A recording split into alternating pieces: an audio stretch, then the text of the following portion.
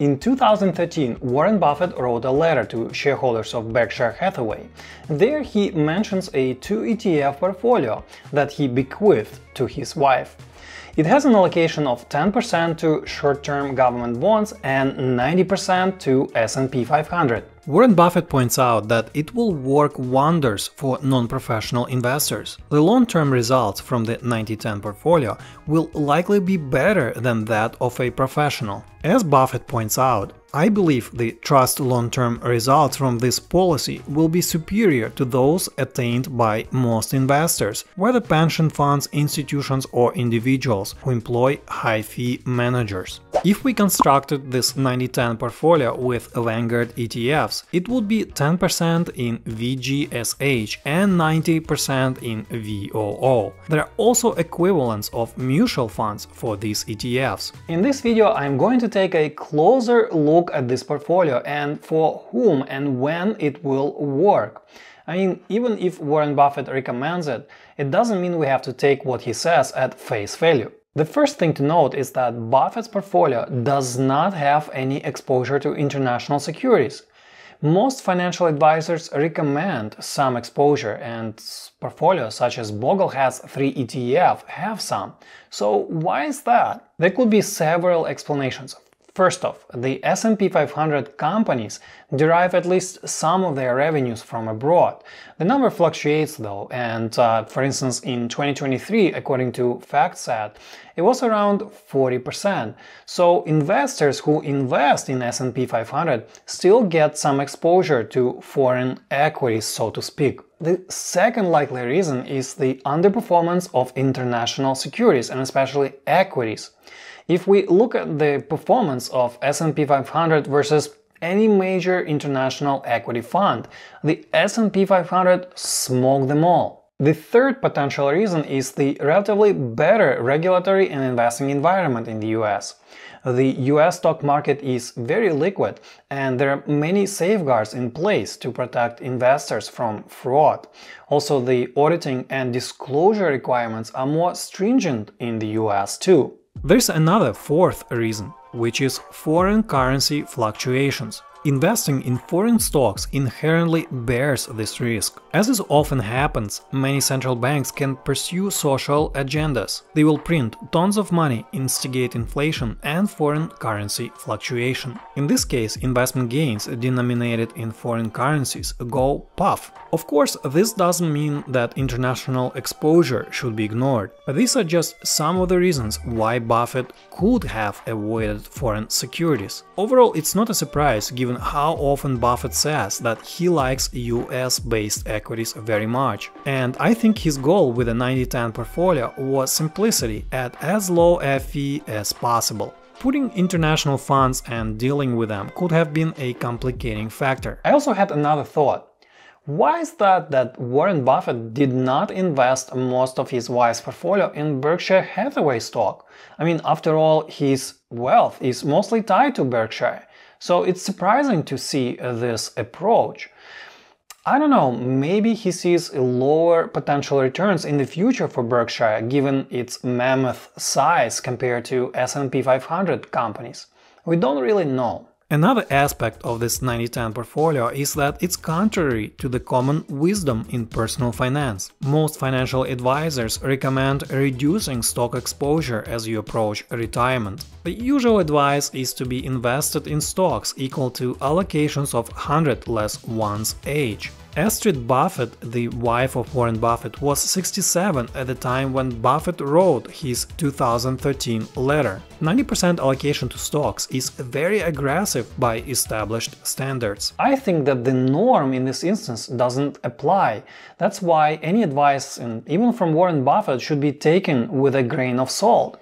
Well, first off, we don't know the size of his wife's portfolio. I mean, it could be huge, and I don't think it's probably a couple of mils. It's much more than that. Like Buffett, Astrid Buffett, his wife, is probably a frugal person, and she probably doesn't need a whole lot to live comfortably. And it's quite possible that the bond portfolio size is quite large, that she will be able to live off the interest income alone. So what should an average investor nearing his retirement with a small nest egg do? Is this 90-10% portfolio too much to stomach? Or what if you have to sell your ETF shares, which is, by the way, inevitable with these low dividend yield ETFs, and the stock market is down? Buffett's advice works for his case, but he never said that it works for everyone else. Where it may apply though is for young investors. This is especially true if you are still earning a salary. Having most if not all of your retirement funds invested in S&P 500 is likely a sound advice, but as you approach retirement, it will depend on circumstances. Next, let's compare Buffett's 90-10 allocation to other portfolios such as Bogleheads 3-fund ETF portfolio or Vanguard standard balanced 60-40 fund.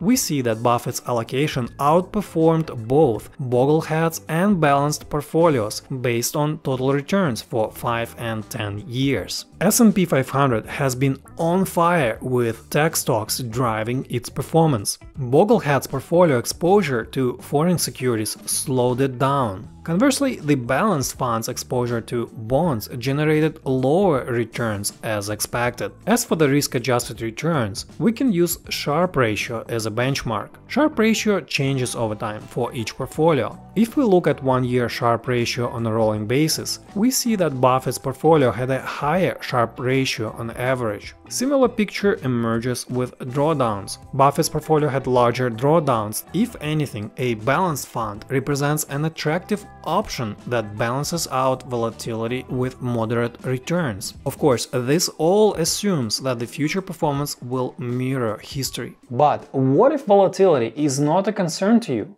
Volatility is equated to risk according to modern portfolio theory, but in reality it's not. What if you are young and can wait out at least 10, 20 or 30 years for higher returns from Buffett's portfolio, and you don't really care how you get there, even with some more market fluctuations? It doesn't really matter then in this case. I have a video where I explain why volatility is not really a risk in an objective sense in investing.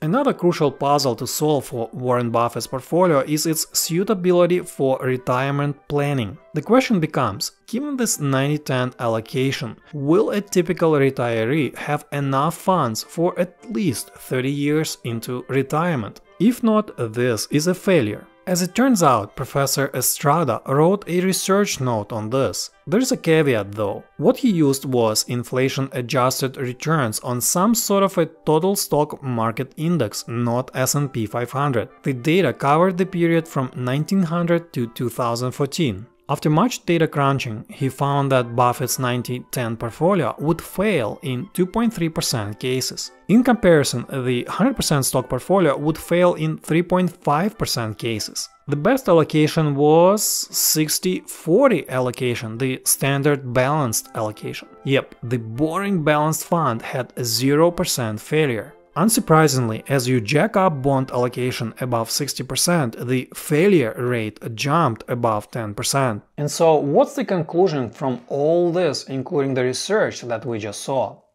It seems that Buffett's portfolio is simple and reasonable, but will it work for everyone? Of course not, and Buffett never said that. This portfolio could be problematic for someone, especially nearing his retirement, with a small nest egg.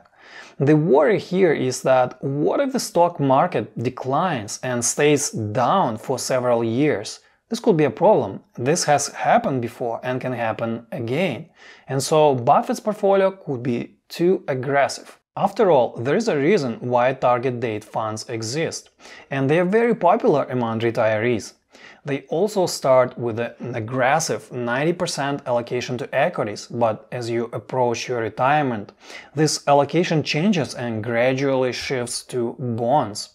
Most of the time, it's a sound advice, and it's especially true for retirees who want to retire and not to worry about running out of money. And that is it for this video, guys. I hope you learned something new. As always, thank you so much for watching. Please give this video a like and subscribe to my channel for more interesting content on personal finance and other investing topics.